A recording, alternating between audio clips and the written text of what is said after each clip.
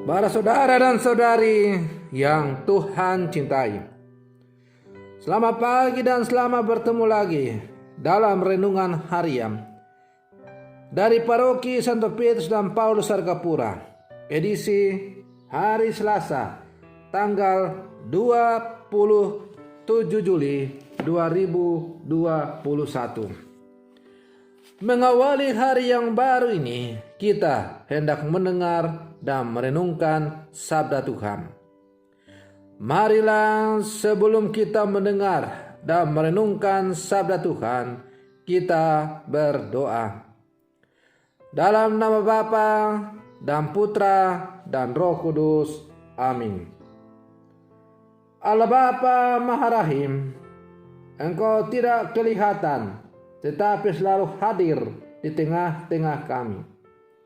Bila kami berkumpul atas nama-Mu, kami mohon semoga kami tetap rukun dan menjadi umat-Mu yang suka akan kedamaian. Bersabdalah ya Tuhan, kami siap untuk mendengarkan. Semoga sabda-Mu yang hendak kami dengar dan kami renungkan pada hari ini semakin menjadikan hidup kami sebagai lahan yang subur untuk bertumbuh kembangnya benih-benih sabda-Mu. Sehingga pada akhirnya sabda-Mu itu semakin menjiwai seluruh kehidupan kami. Terpujilah Engkau Bapa, Putra dan Roh Kudus, kini dan sepanjang segala masa. Amin. Para saudara dan saudari yang Tuhan cintai, sabda Tuhan yang hendak kita dengar dan kita renungkan untuk mengawali hari yang baru ini diambil dari Injil Matius pasal 13 ayat 36 sampai 43. Tuhan bersamamu. Inilah Injil Tuhan kita Yesus Kristus menurut Santo Matius. Pada suatu hari, Yesus meninggalkan orang banyak lalu pulang. Murid-muridnya datang dan berkata kepadanya, "Jelaskanlah kepada kami perumpamaan tentang lalang di ladang itu." Ia menjawab katanya, "Orang yang menaburkan benih baik ialah Anak Manusia. Ladang ialah dunia. Benih yang baik itu anak-anak kerajaan, dan lalang anak-anak si jahat. Musuh yang menaburkan benih lalang ialah iblis. Waktu menuai ialah akhir zaman, dan para penuai itu adalah malaikat. Maka seperti lalang itu dikumpulkan dan dibakar dalam api, demikian juga pada akhir zaman. Anak Manusia akan menyuruh malaikat-malaikatnya, dan mereka akan mengumpulkan segala sesuatu yang menyesatkan dan semua orang yang melakukan kejahatan dari dalam kerajaannya. Semuanya akan dicampakkan ke dalam dapur api. Di sanalah akan terdapat ratapan dan kertakan gigi. Pada waktu itulah orang-orang benar akan bercahaya seperti matahari dalam kerajaan Bapa mereka. Siapa bertelinga, hendaklah ia mendengar." Demikianlah Injil Tuhan. Para saudara dan saudari yang Tuhan cintai, perumpamaan ilalang di tengah gandum menyadarkan kita sebagai orang beriman agar tidak putus asa di tengah berlapis-lapisnya kejahatan dunia. Perumpamaan ilalang di tengah gandum semakin memberi kita kekuatan sebagai orang-orang percaya agar kita jangan pernah putus asa dalam berjuang untuk mewartakan tentang kerajaan Allah. Dan bukan hanya mewartakan, tetapi juga harus menghidupi. Tentu dengan harapan bahwa dengan menghidupi serta mewartakan sabda Allah, maka kita berharap dunia akan semakin terarah kepada Tuhan. Para saudara dan saudari yang Tuhan cintai, orang perlu berani menerima kenyataan dan menaruh kepercayaan kepada Allah. Allah kita penuh kesabaran dan kebijaksanaan. Anak-anak kejahatan dan para pekerja durjana akan dibiarkan terus bekerja sampai saatnya mereka tak akan berhasil. Artinya bahwa antara kebaikan dan kejahatan akan tetap bertumbuh bersama dalam seluruh kehidupan kita. Pada akhirnya yang akan menentukan adalah buahnya. Apakah buah itu baik ataukah buah itu menyesatkan dan membinasakan. Para saudara dan saudari yang Tuhan cintai, warta Injil yang dipendengarkan oleh gereja pada hari ini memberikan pesan berarti bagi perjuangan kita sebagai orang-orang Katolik yang hidup di zaman sekarang. Kita tidak boleh mudah menghakimi dan mengadili. Kita mengharuskan diri untuk mengembangkan mutu kehidupan. Kita sebagai murid-murid Yesus di zaman yang penuh kejahatan ini juga diajak untuk bersikap bijak dalam menjalani dan menyikapi setiap persoalan hidup.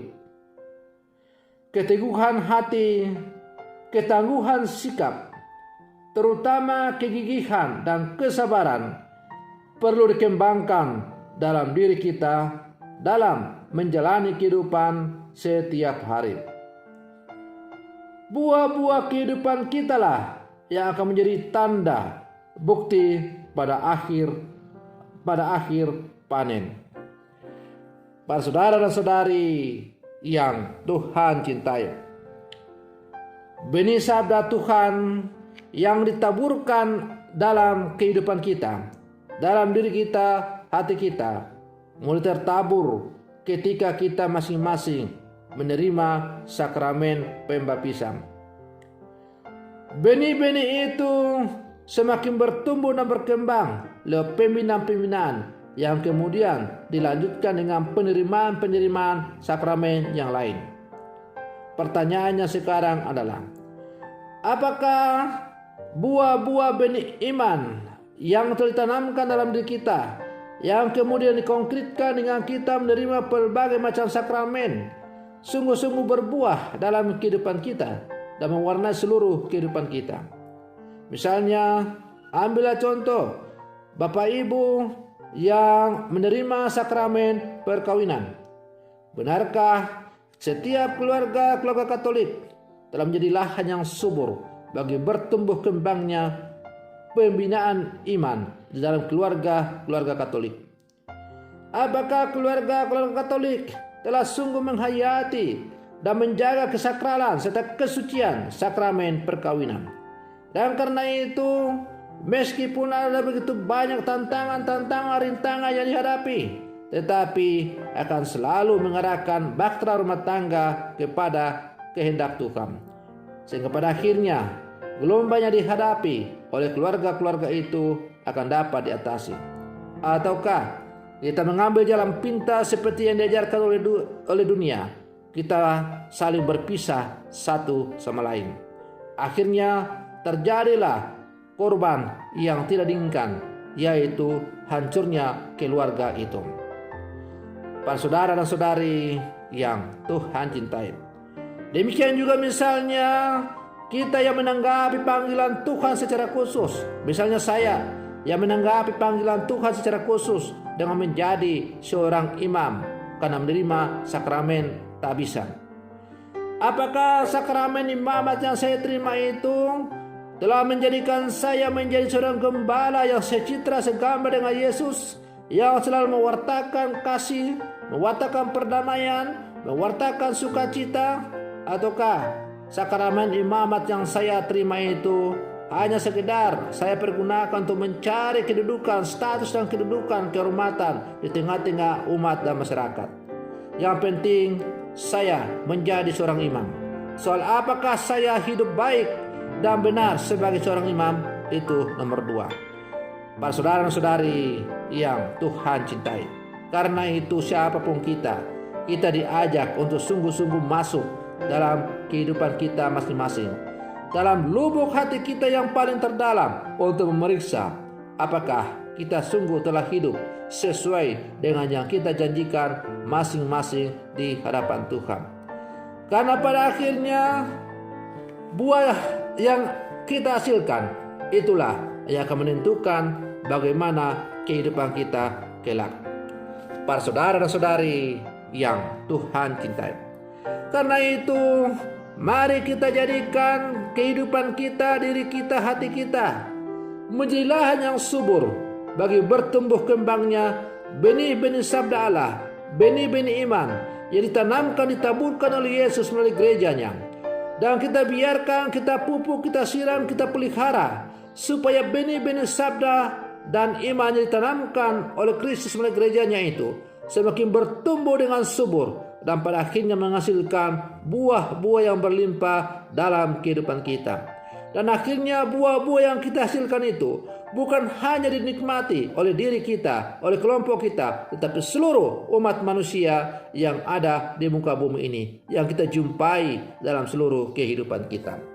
Maka para saudara dan saudari yang Tuhan cintai, sebagai murid-murid Yesus yang hidup di zaman sekarang, mari kita menjadikan seluruh kehidupan kita, diri kita, hidup kita sebagai lahan yang subur bagi bertumbuh kembangnya benih-benih sabda dan iman dalam kehidupan kita. Semoga pada akhirnya kita menghasilkan buah-buah berlimpah bagi kemuliaan Allah dan keselamatan dunia. Semoga demikian. Selamat pagi, Tuhan Yesus memberkati.